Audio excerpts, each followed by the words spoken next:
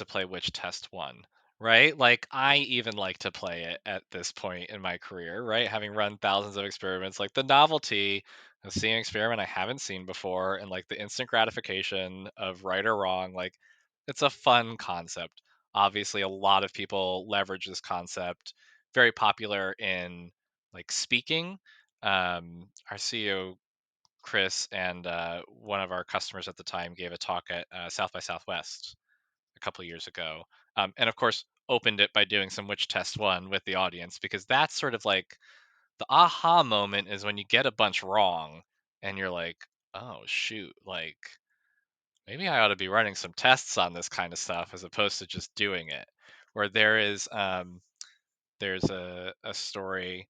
I actually don't remember if it's true or not. Actually, yes, it's true that at Microsoft, Ronnie Kohavi used to get people in a room, have them all raise their hands, and then go through like 5 tests, do a little which test one. And as soon as you got one wrong, you had to put your hand down.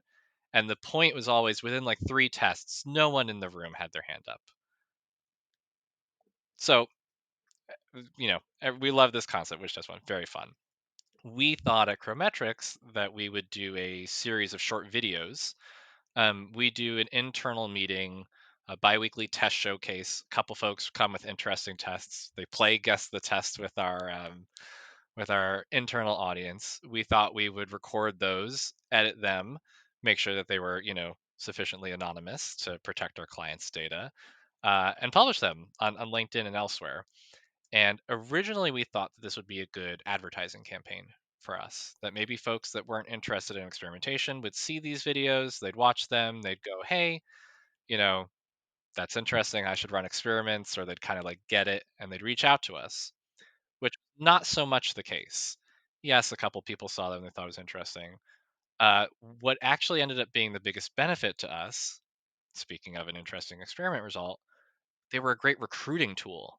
We had candidates reaching out to us for job openings saying, I saw the Cro Show on my LinkedIn feed, or I saw the Cro Show as a YouTube ad. This looks like a super fun place to work, or like this seems super interesting. I would love to come work here. And to this day, that is like what we use them for.